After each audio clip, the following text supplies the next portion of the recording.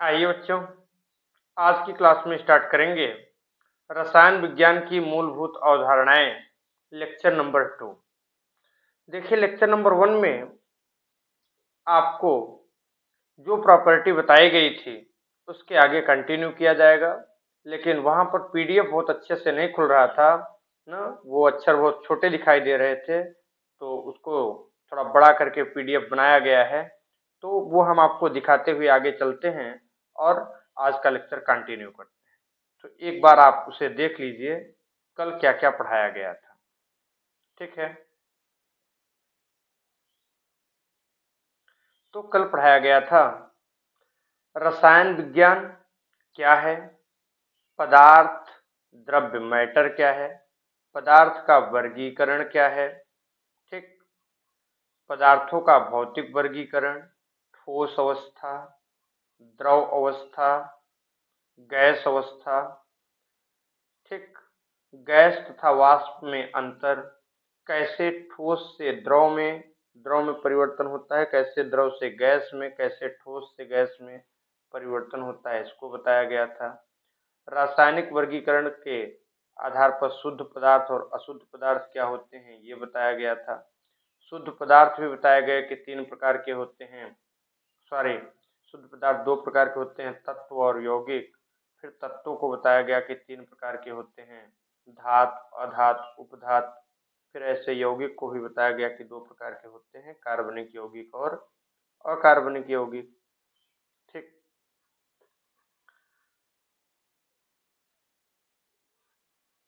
यौगिकों के प्रकार में कार्बनिक, अकार्बनिक। फिर बताया गया अशुद्ध पदार्थ या मिश्रण। मिश्रण भी 2 प्रकार के, समांगी मिश्रण होमोजीनियस मिक्सचर और विषमांगी मिश्रण हेट्रोजीनियस मिक्सचर। फिर उसके बाद बात हो रही थी द्रव्य के गुणधर्म की, और यही हम लोग थे ही। तो आइए आज की क्लास यहीं से स्टार्ट करते हैं। द्रव्यमान, किसी वस्तु में उपस्थित पदार्थ की मात्रा को द्रव्यमान कहते हैं। क्या कहते हैं? द्रव्यमान कहते हैं। द्रव्यमान का एसआई मात्रक किलोग्राम होता है। क्या होता है? किलोग्राम। फिर उसके बाद बात थी भार की। भार वह बल होता है जिसके द्वारा किसी वस्तु को अपनी ओर आकर्षित किया जाता है। ठीक है, भार बराबर होता है द्रव्यमान गुणित त्वरण। पृथ्वी किसी वस्तु को अपनी ओर क्या करती है? आकर्षित करती है। W बराबर होता है m इंटू जी। तो वेट होता है जो आपका मास है इंटू गुरुत्वीय त्वरण। गुरुत्वीय त्वरण का मान 9.8 मीटर प्रति सेकंड स्क्वायर या 10 मीटर प्रति सेकंड स्क्वायर माना जाता है। लेकिन स्थान बदलने पर जी का मान बदलता रहता है, जिससे भार में परिवर्तन होते रहते हैं, जबकि द्रव्यमान प्रत्येक स्थान पर समान होता है। इसके संदर्भ में अगर बात किया जाए तो हम जब मून पे जाते हैं तो मून पे जो गुरुत्वीय त्वरण है पृथ्वी के गुरुत्वीय त्वरण का 1/6वां भाग है। ठीक है, तो यहाँ जो जी की वैल्यू 10 है वह 10/6 के रेंज में है। तो वहाँ पे आप जो अपना द्रव्यमान है वो तो समान महसूस करेंगे, लेकिन आपको भार बहुत 1/6वां भाग कम लगेगा। फिर उसके बाद बात हो रही थी आयतन की। कोई वस्तु जितना स्थान घेरती है उसे वस्तु का क्या कहते हैं? आयतन कहते हैं। आयतन का मात्रक metre cube, centimetre cube, litre, ml आदि में होता है। गैसों के लिए पात्र का आयतन ही गैस का आयतन होता है। जैसे आपका गैस सिलेंडर है ना, तो सिलेंडर 15 लीटर का भी हो सकता है, 5 लीटर का हो सकता है, 20 लीटर का हो सकता है। तो जितना सिलेंडर होगा उतनी ही गैस उसमें आएगी। ठीक है, फिर बात करते हैं डेंसिटी, घनत्व की। किसी वस्तु के एकांक आयतन में उपस्थित द्रव्यमान को उस वस्तु का घनत्व कहते हैं। घनत्व बराबर होता है द्रव्यमान बटे में आयतन। डेंसिटी इक्वल टू होती है मास बाय वॉल्यूम। तापमान, टेम्परेचर, ताप किसी वस्तु में उपस्थित ऊष्मीय ऊर्जा की माप होती है।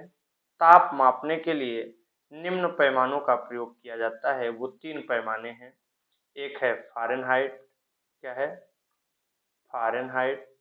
एक है डिग्री सेल्सियस और एक है केल्विन। क्या है? केल्विन। ये 3 पैमाने हैं। अच्छा, इन्हें एक दूसरे में कन्वर्ट भी किया जा सकता है, परिवर्तित किया जा सकता है। उसके लिए फार्मूला होता है फ़ारेनहाइट बराबर होता है 9/5 C प्लस 32। केल्विन बराबर होता है डिग्री सेल्सियस प्लस 273.15। अगर मानव शरीर के टेम्परेचर की बात किया जाए तो देखिए, यहाँ एक प्रश्न बनता है कि मनुष्य का टेम्परेचर, या जब बुखार होता है तो मनुष्य का जो टेम्परेचर होता है वो बताते हैं कि 102 डिग्री बुखार था। तो आप बताइए वो बुखार डिग्री सेल्सियस में था कि फ़ारेनहाइट में? अगर 102 डिग्री सेंटीग्रेड में बुखार हो जाएगा तो शरीर क्या हो जाएगी, जल जाएगी, ब्लास्ट हो जाएगी। वो बुखार होता है फ़ारेनहाइट में। मानव शरीर का जो तापमान होता है वो होता है 37 डिग्री सेंटीग्रेड। कितना होता है? 37 डिग्री सेंटीग्रेड या 98.6 फ़ारेनहाइट। रूम टेम्परेचर, कमरे की ताप 25 डिग्री सेंटीग्रेड होता है, इसे 77 फ़ारेनहाइट कहते हैं। परिवर्तित भी कर सकते हैं, अगर 30 डिग्री सेल्सियस है उसके फ़ारेनहाइट में परिवर्तित करना है तो लिखेंगे F equal to 9/5 into C plus 32। तो 9/5 सी की जगह पे लिखेंगे 30 प्लस 32। तो 5 से 30 को काट देंगे, 6 ना, तो ये हो जाएगा 9 इंटू 6 54 प्लस 32 86 डिग्री। अगर 30 डिग्री का टेम्परेचर है तो फ़ारेनहाइट में उसकी वैल्यू होगी 86 फ़ारेनहाइट। अगर 41 फ़ारेनहाइट है, डिग्री सेल्सियस में बदलना है तो वही फार्मूला लगाएंगे, 41 इक्वल टू 5/9 C प्लस 32। तो अब 32 को इस तरफ वो कर देंगे, ये प्लस है, इस तरफ आएगा तो माइनस हो जाएगा। 41 में 32 सब्सट्रैक्ट करेंगे 9 आएगा, तो 9/5, तो 9 से 9 कट जाएगा, डिग्री सेल्सियस में वैल्यू आएगी 5 डिग्री सेल्सियस। ठीक है, फिर आइए बात करते हैं मूल मात्रक की, फंडामेंटल यूनिट की। वे मात्रक जो दूसरे मात्रकों की गणना से प्राप्त नहीं होते मूल मात्रक कहलाते हैं। मूल राशियों के मात्रक ही मूल मात्रक होते हैं। मूल राशियों को पूर्ण रूप से व्यक्त करने के लिए जिन मात्रकों का प्रयोग किया जाता है उन्हें मूल मात्रक कहते हैं। तो बात आई मूल राशियों की। कितनी होती है मूल राशियां? 7। मूल मात्रक भी कितने होंगे? 7। मूल राशियां 7 कौन कौन सी हैं? लंबाई, कौन कौन सी हैं? लंबाई, द्रव्यमान, लंबाई, द्रव्यमान, समय, ताप, ज्योत तीव्रता, विद्युत धारा, पदार्थ की मात्रा। लंबाई का मात्रक मीटर, द्रव्यमान का मात्रक किलोग्राम, समय का मात्रक सेकेंड, ताप का मात्रक केल्विन, ज्योत तीव्रता का मात्रक कैंडेला, क्या होता है? कैंडेला, विद्युत धारा का मात्रक एम्पियर, पदार्थ की मात्रा का मात्रक होता है मोल। ठीक है, दो पूरक मात्रक भी होते हैं।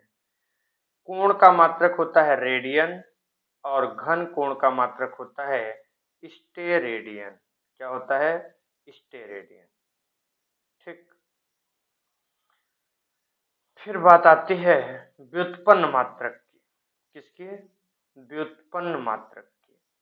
तो जो मात्रक मूल मात्रकों की गणना से प्राप्त होते हैं उन्हें क्या कहा जाता है? व्युत्पन्न मात्रक। जैसे क्षेत्रफल होता है लंबाई गुणित चौड़ाई। लंबाई क्या है? मूल है। चौड़ाई क्या है? मूल है। तो लंबाई का मात्रक मीटर, चौड़ाई का मात्रक मीटर, तो क्षेत्रफल का मात्रक क्या होगा? Metre square. आयतन की बात करें तो लंबाई गुणित चौड़ाई गुणित ऊंचाई, तो मीटर मीटर मीटर, तो मात्रक क्या हो गया? Metre cube. मोलर आयतन की बात करें तो आयतन अपान में मोल, तो मीटर क्यूब बाई मोल या मीटर क्यूब मोल इनवर्स। मूल मात्रकों की प्रणाली की बात किया जाए तो प्रणालियां हैं सीरियस प्रणाली, सेंटीग्राम, सेंटीग्राम सेकेंड, सेंटीमीटर, ग्राम और सेकेंड। इसमें लंबाई के मात्रक को सेंटीमीटर में, द्रव्यमान के मात्रक को ग्राम में और समय के मात्रक को सेकेंड में। फिर एक है एफपीएस पद्धत, फुट पाउंड सेकेंड, एमकेएस पद्धत, मीटर किलोग्राम सेकेंड, एसआई पद्धति एक होती है, स्टैंडर्ड इंटरनेशनल सिस्टम। 7 मूल मात्रक होते हैं और 2 पूरक मात्रक होते हैं। ठीक है। अच्छा, फिर यहाँ पर कुछ बातें थी जिसे बताना था कि 10⁻1 अगर होता है तो उसे कहते हैं डेसीमीटर, 10⁻2 को सेंटीमीटर, 10⁻³ है तो मिलीमीटर, 10⁻⁻6 है तो माइक्रो, 10⁻⁻9 है तो नैनो, -12 है पिको, -15 है तो फेप्टो। ठीक, ऐसे 10⁻1 है तो डेका, +2 है तो हेक्टो, 3 है तो किलो, 6 है तो मेगा, 9 है तो गीगा, 12 है तो टेरा, 15 है तो पेंटा। ये क्या है, पूर्व लग्न के रूप में लगाए जाते हैं कि कितना लंबाई या किसी का भी मात्रक क्या है। अब बात करते हैं वैज्ञानिक संकेत की।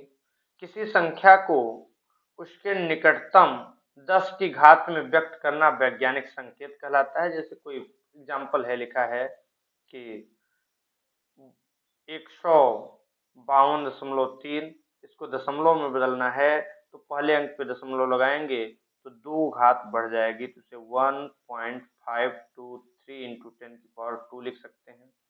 देखिए ये है, यहाँ दशमलव लगाना है, ये पहले की घात है तो माइनस में आ जाएगा 1 2 3, तो 7.31 इंटू 10⁻³ इस तरह से।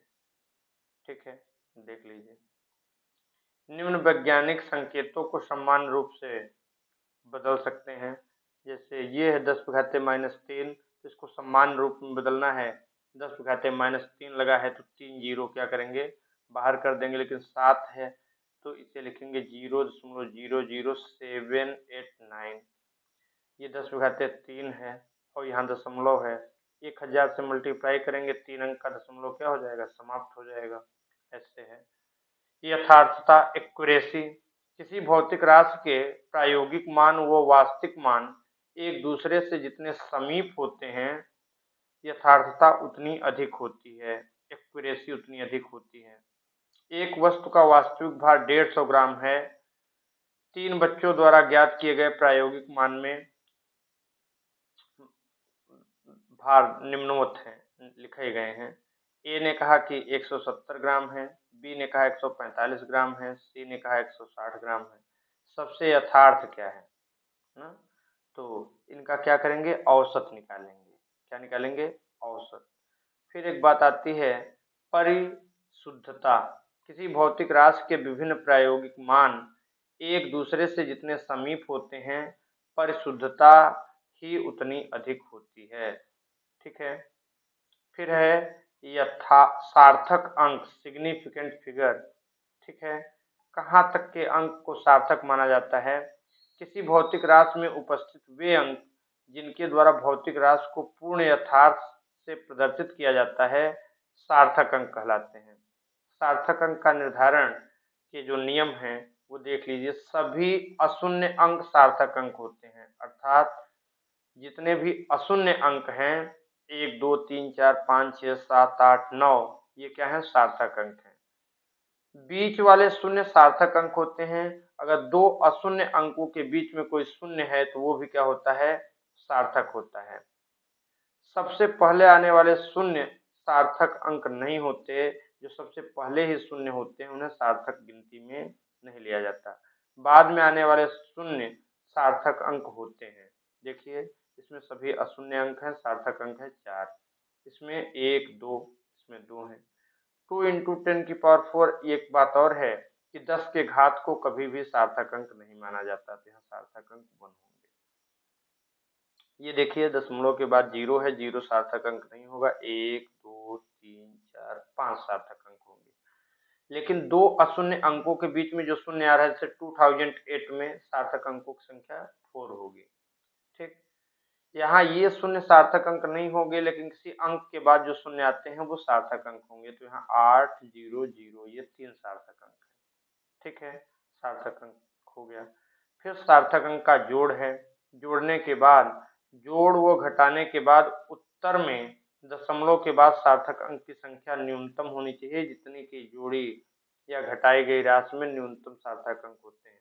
इसमें से जिसके पास न्यूनतम सार्थक अंक होंगे आपका योग भी उसी संख्या में आना चाहिए। ये जोड़ या घटाना बताता है। गुणा तथा भाग करने के बाद अंतर में कुल सार्थक अंकों की संख्या उतनी होनी चाहिए जितनी की गणना की गई राशियों में न्यूनतम हो। जैसे सबसे न्यूनतम सार्थक अंक की बात करें तो यहाँ 3 है, आंसर भी किसमें आना चाहिए, 3 के क्रम में आना चाहिए। ठीक है, जैसे 904 है। ठीक, आने को तो यहाँ तक था लेकिन 3 ही सार्थक अंक लिए जाएंगे। ऐसे है राउंडिंग ऑफ, उसे कहते हैं संकीटन। राउंडिंग ऑफ का मतलब है कि क्या जोड़ें क्या घटाएं ना। तो दशमलव के बाद अगर कोई अंक 5 से बड़ा है ना, 5 से बड़ा है तो उसे हटाकर एक अंक आगे जोड़ दिया जाता है ना। 5 से छोटा है तो उसे हटा देते हैं। उसके लिए नियम है, यदि जोड़े जाने वाले अंक 5 से छोटा है तो रखे जाने वाले अंतिम अंक में कोई परिवर्तन नहीं किया जाता। जैसे ये है 7.82, तो 2 क्या है, 5 से छोटा है तो इसका मान कितना आ जाएगा, 7.8 आ जाएगा। यदि जोड़े जाने वाला अंक 5 से बड़ा हो तो रखे जाने वाले अंतिम अंक के एक इकाई जुड़ जाती है। जैसे ये 6.87, ये 5 से बड़ा है तो इसको राउंडिंग ऑफ करेंगे तो एक जोड़ देंगे, 6.9 कर देंगे। यदि जोड़े जाने वाला अंक 5 है तथा उसके बाद शून्य के अतिरिक्त कोई अन्य संख्या हो तो रखे जाने वाले अंक में एक बढ़ा दिया जाता है। जैसे ये है 3.51, तो यहाँ राउंडिंग ऑफ करेंगे तो 4 कर देंगे। यदि छोड़े जाने वाले अंक में 5 के बाद शून्य हो, रखे जाने वाला अंक सम हो तो कोई परिवर्तन नहीं किया जाता। जैसे यह है 3.250, तो यहाँ इसको अगर राउंडिंग ऑफ करेंगे, ये सम संख्या है तो कुछ नहीं जुड़ेगा, 3.2 आ जाएगा। ठीक है, यदि जोड़े जाने वाले अंक 5 के बाद शून्य है तथा रखे जाने वाले अंतिम अंक विषम है तो एक इकाई बढ़ा दिया जाता है। जैसे यह 3.750, लेकिन ये विषम संख्या है तो इसे हटाएंगे, राउंडिंग ऑफ करेंगे तो एक ऐड कर देंगे। तो इसी प्रकार से संकीर्तन ऊर्जा हो गई। ठीक है, और 1 मीटर में 39.37 इंच होती है। 1 इंच में 2.54 सेंटीमीटर होते हैं। 1 लीटर में 1000 ml होता है। ये बातें आपको पता ही हैं और आगे ये बातें बताई भी जाएंगी। आप एक बार अच्छे से इसको देख लीजिएगा। तो आज की क्लास यहीं समाप्त करते हैं। धन्यवाद। मिलते हैं आपसे कल मूल कंसेप्ट के अगले लेक्चर में। ठीक है, तो आज की क्लास यहीं तक। धन्यवाद।